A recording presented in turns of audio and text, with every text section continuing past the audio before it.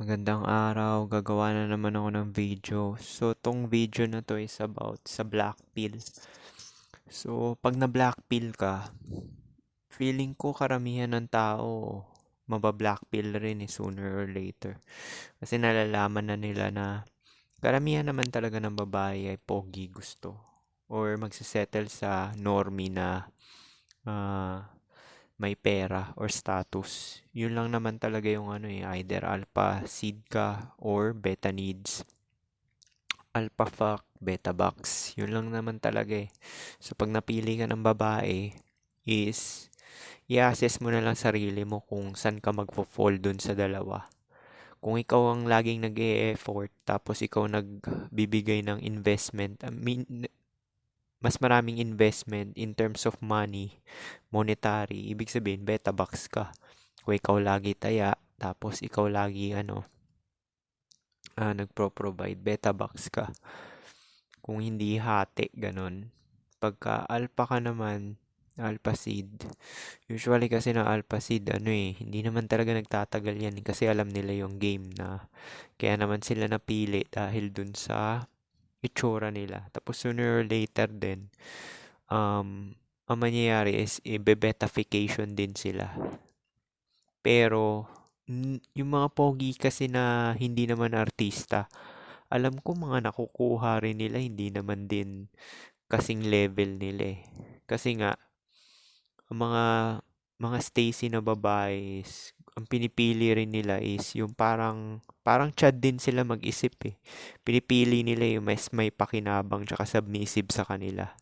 Kasi nga, bata pa lang sila, lahat na may tsura, ganun yung perspective eh. Kesyo Stacy pa yan or Chad, iisa lang sila ng mentality. Ma-attract nila is mga normie lang na subservient sa kanila. Kasi nga, bata pa lang sila, nare-receive na nila yung ganyan. So, hindi na bago. Tsaka alam nila na papalag din naman itsura nila. So, in general is, hindi naiiba yung Chad sa Stacy. Kaso, mas makapangyarihan lang yung Chad kasi nga sila yung maraming na-SEX.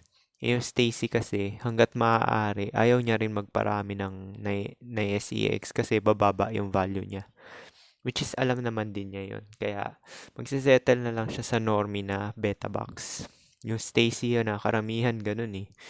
Kagaya ni Bea, o di ba? Hindi naman Stacy si Bea pero high tier normie. Pero parang ka-looks match niya si Dom. Pero beta box cock din yun eh. Or Silvidor. O namamakla. Hindi, pareho sila ng ano. So, yun. Pag na-blackpill ka talaga, nalaman mo tong mga ganito na wala talagang game. Mawawalan ka rin talaga ng gana eh. Kusa ka na lang na magiging minimal effort, minimal investment. Tapos sa trabaho, parang wala ka na rin gana na makipag-usap na sa mga babae, ganyan.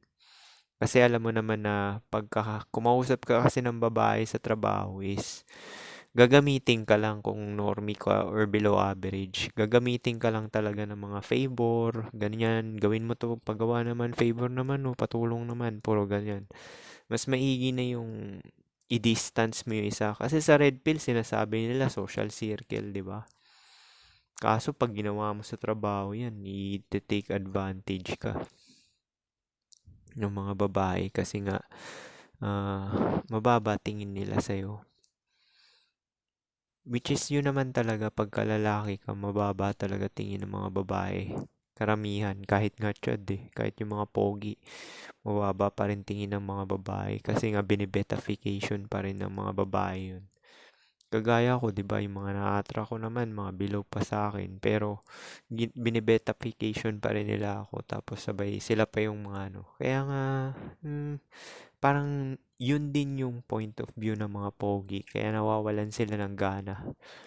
Kaya naiintindihan ko na yung perspective ng tatay ko na pinakasalan niya nga yung nanay ko pero nang bababae pa siya ng iba. Kasi ayaw niya mawala yung attraction na yun. So, tsaka yung respeto ng nanay ko sa kanya. Tsaka lagi lang siyang ah, uuwi lang siya sa bahay para matulog. Di ba sinabi ko na nga sa inyo, 6 o'clock na umaga alis, tapos uuwi ng gabi na mga 10 or 11. Ganun lang strategy niya simula nung elementary ako hanggang magtapos ng college, ganun. Tapos nang bababae pa rin siya kasi nga ganun yung perspective ng ano eh. Hindi naman siya chad eh, kung tutuusin eh. Parang normie lang din naman siya. Pero siguro siya na yung pinaka-best na option na napili ng babae. Kasi, hindi, yung mga genuine desire kasi, ano yan, ibig sabihin, sa babae is, ikaw na yung pinaka-pogi na ano niya, nakarelasyon. Kaya siya ma-attach sa ganun. Kasi, lalo na pagka maraming sexual partners na yung mga babae, makukumpara niya sa mga previous niya na naging karelasyon na ikaw pinaka-pogi kaya mahirap kanya malimutan kaya ganun tapos sabay yun yung sinasabi nila na parang alpha widow syndrome kaya ito pa yun pag maraming body count na yung babae makukumpara at makukumpara ka rin yan talaga kinukumpara nila yung experience pati yung haba ng ano mo ganyan alam mo na tapos yung performance mo ganyan mas malibog talaga babae lalo na pagka marami na silang sexual experience. Makukumpara at makukumpara ka niya sa iba. Kaya pag na-blackpill ka, isa pa yun kakaharapin mo na kuwari pang 11 ka na na lalaki. Parang hindi worth it. Kaya nga tinuturo ko dito minimal effort, minimal investment. Actually, hindi ko naman siya tinuturo eh. Binubuksan ko lang yung perspective nyo na or utak nyo na ganyan talaga yung senaryo.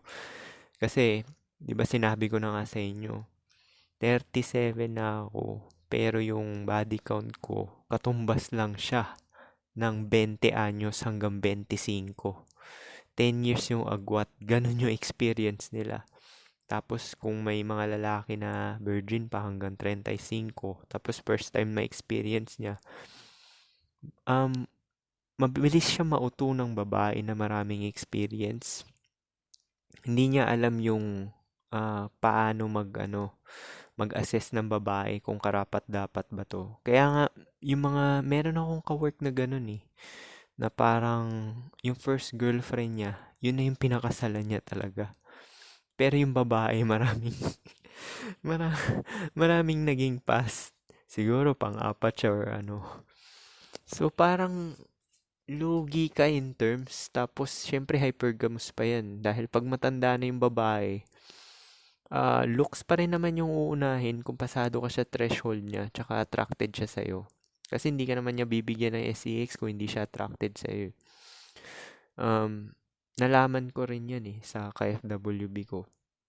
Mahirap nila ibigay yung SEX or ginagamit lang nila pang manipula yon para makuha yung pera mo.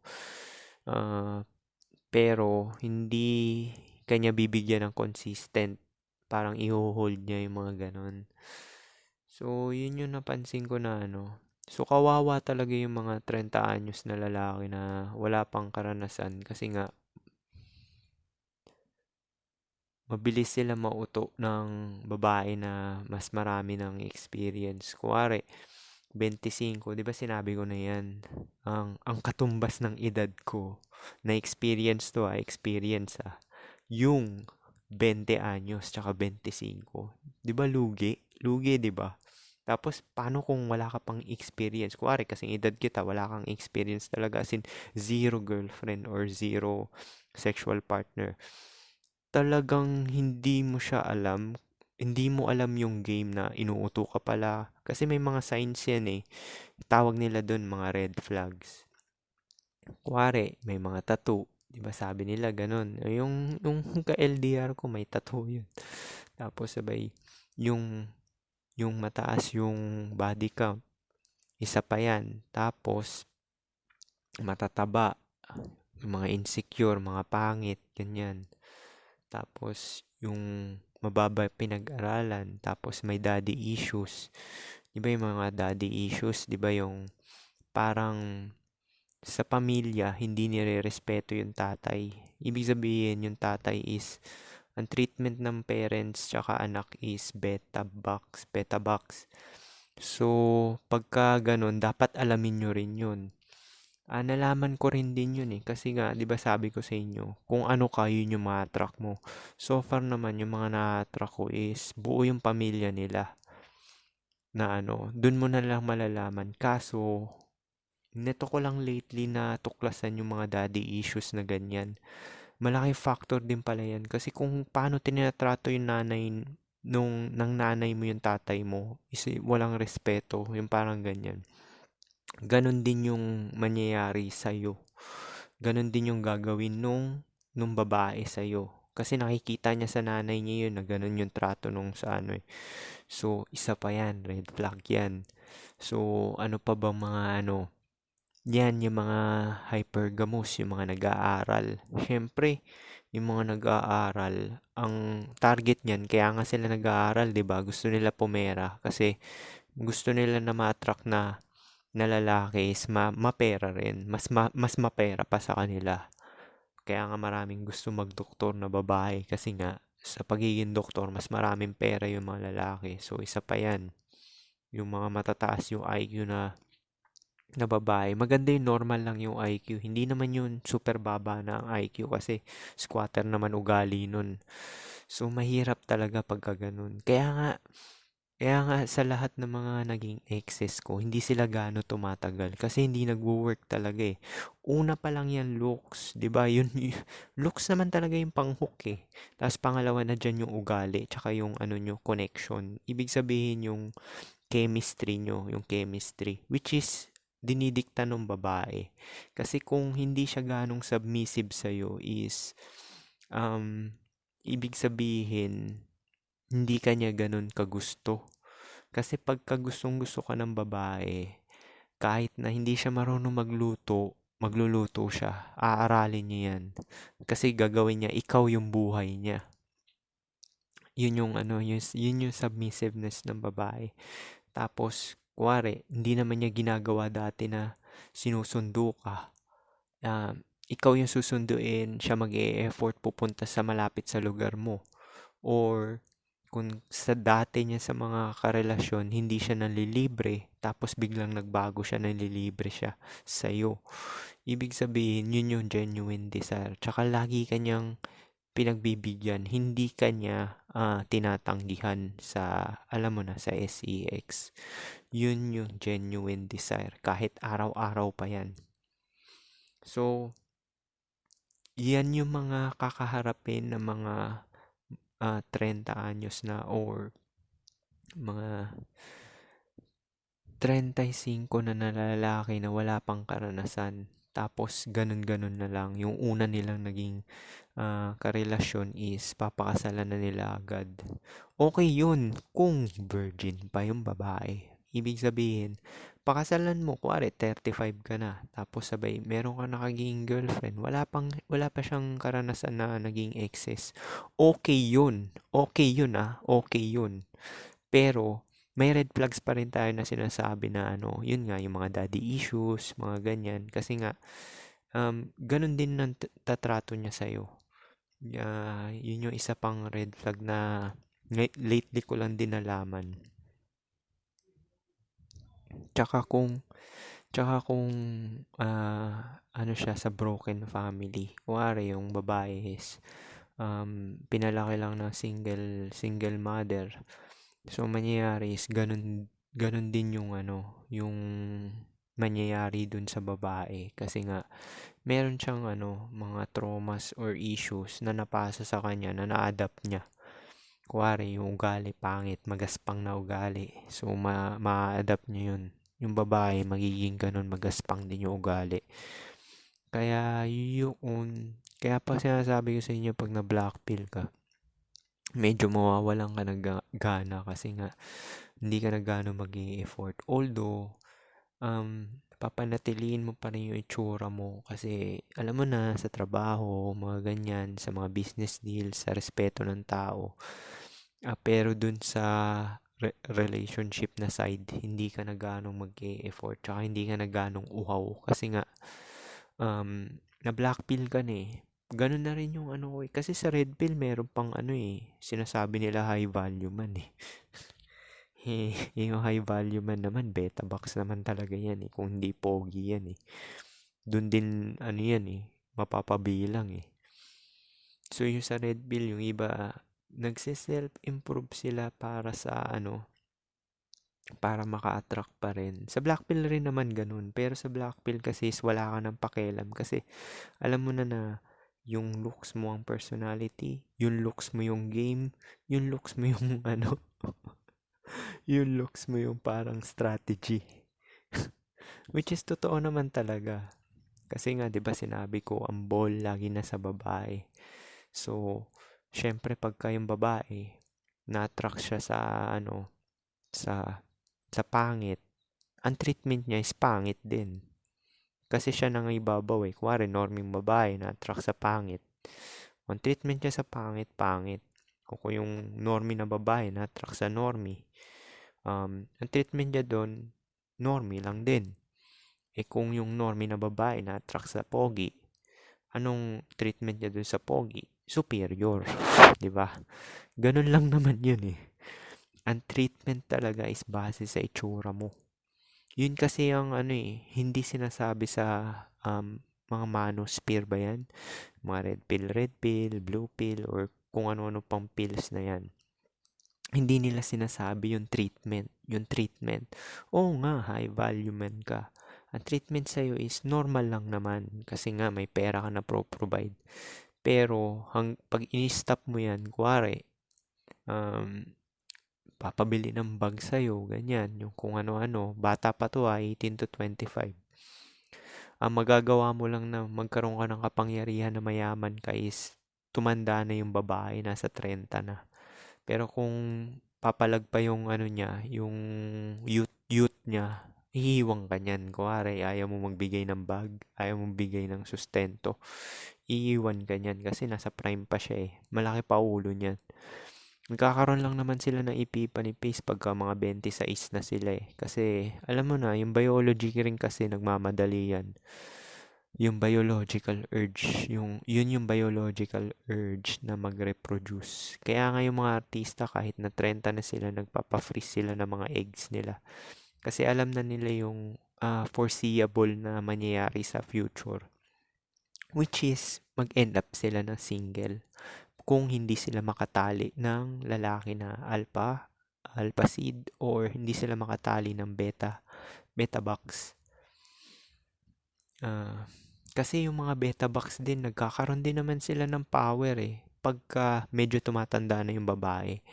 Kaya doon na nagiging abusado yung mga mayayaman. Kagaya nila Chavit Singson. Mga nambubugbog yan, di ba? Mga ganyan. Makapangyarihan yan kasi nga, pag tumanda na yung babae, doon mo na sila pwede ma-exploit. Pero pagka bata pa, may chance na iiwang ka pa niyan. Which is yun naman talaga yung ano, kaya ka nga na-attract sa ano eh. Tsaka yung pa pala, syempre pag nagkaanak ka na, parang ayaw mo rin naman iiwan yung babae kasi may anak ka dun eh. Ayaw mo maging broken yung family for the sake lang na ano. Pero babae, willing maging broken family kasi sarili lang nila iniisip nila eh. Sariling damdamin lang nila iniisip nila. Hindi nila iniisip yung kapakanan talaga ng mga anak nila or ano, or nung lalaki. Basta inisip lang nila yung katayuan nila. Oo, mahal nila yung anak nila, pero yung perspective ng anak nila, hindi nila kayang ilagay yung sapatos nila doon. Yun yung pagkakaiba. Kaya nga sinasabi ko eh, yung treatment ng babae is iba-iba talaga sa iba-iba kada lalaki na may meet nila base sa itsura. Tsaka yung feelings nila is iba-iba base sa napro-provide mo rin. So, yung feelings nila is doon nakabase sa napro-provide mo. Kaya sinasabi nila is emotional daw yung babae. Which is totoo naman, pero may halo siyang logical. Kasi, kung pinili niya yung beta box is masaya siya. Masaya talaga siya. Kasi napro-provide mo yung ano yung lifestyle eh. Tsaka yung ano mga luxurious benefits, traveling, bag, tapos yung mga luho na provide mo, masayang masaya siya. So feelings pa rin yun, emotion pa rin yun, di ba? Yung isa naman is genuine desire, pagka-pogi. Magsisimp siya, magsisimp. Kaya nga sinasabi ko, hindi na iiba yung attraction ng lalaki at babae. Same lang yan. Sila lang talaga may kapangyarihan kasi sila ang gatekeeper ng SEX. Tsaka sila namimili. Sa pagpili is ginagamit nila yung hypergamous nature nila. Tsaka yung Brefolds law na sila ang nagdidikta ng kondisyon sa relasyon. So, ibig sabihin nun, kung hindi ka nila magustuhan, hindi ka nila trip, which is base naman sa looks, walang relasyon na mangyayari. Brefolds law. Kung hindi ka nila matripan, base sa looks pa rin, at may dagdag to yung looks threshold, tapos na-provide mo pang extra, kagaya ng pagiging silbidor or beta box provider, ay walang relasyon na mangyayari. Brefolds law yun. Kaya wala talagang palya yan, yung hypergamous nature nila tsaka Brefolds law. Kaya nakakawalang gana. Kagaya sa trabaho, alam ko naman yung iba doon nagkakatrip sa akin. Pero parang gusto nila sila pa rin talaga yung which is dapat naman talaga. Kaso nga lang, baka kasi patibong lang eh. Ayaw ko kasi mag-approach ngayon. Feeling ko kasi ngayon yung mga new generation napaka-narcissist na eh. Naranasan ko rin kasi yung gustong-gusto talaga ako, nagiging smooth. Ito kasi parang mixed signals eh. Oo, papakita nila na gusto, pero mix siya eh, mix. So parang may halong narcissism na. Iba na talaga yung mga generation ngayon, may halong narcissism na. Kasi nga, ang dami talaga nilang options. Kahit na gusto ka nila, hindi ka nila unang i-approach. Hindi ka kagaya ng panahon ko na kahit na gusto talaga nila yung lalaki is gumagawa sila ng ng paraan. Ngayon kasi ganyan mix kasi nga social media age eh. Marami silang nakaka-message dyan, kwentuhan kada gabi. Mga emotional tampon, beta orbiter, mga pogi lang din yan, tsaka or mga high tier normie. Kaya pansinin mo, kahit nga ako, yung itsura ko medyo normie pa eh, pero wala rin ako gano'ng nakakamatch sa mga ganyan dating apps, tsaka wala akong nakakakwentuhan din. So kaya dito pa lang talaga eh. Biruin mo, 8 na nakarelasyon ko, tapos ganun pa rin. Tsaka yung dating app na rin yan, pang-boost na lang yan ng ego ng babae ngayon eh. Pangkwentuhan na lang talaga. Kasi wala na rin naman silang gana kasi ang trato sa kanila ng pogi is na lang talaga eh, for SEX na lang talaga. So parang pag nandun na sila sa edad ng Epiphany phase, nalaman na nila yung mga game na lahat ng lalaki pag nag-meet up, yayayain na sila ng ganyan. Mawawalan na rin sila talaga ng gana. So, yan mga babae na yan. Yun dun sa study na sinabi ko, yung 25 anyos hanggang 44, yung sa Morgan Stanley, magiging single sila, tsaka sa mga single mother. Totoo yan. Actually, nakikita ko na yan ngayon eh. Kasi marami akong mga katrabaho rin na 33 na, 30, 28. Mga single din na babae. Kasi mga lalaki nga is lugi eh. Pag normie ka tapos yung babae, ang daming body count. Kasi kahit seryosohin mo man yung mataas body count, promise hindi rin tatagal yun. Kasi napilitan na lang yun sa'yo, nagsettle na lang eh. Kaya ngayon yung tawag nila settle down. Ibig sabihin, naging complacent na lang para safe. Playing safe. Di ba settle? Ba't ka nagsettle? Ba't ka nagsettle? Oh. Kung marami kang options, hindi ka talaga magsisettle, di ba? Kaya naman nagsisettle yung tao dahil sa biology.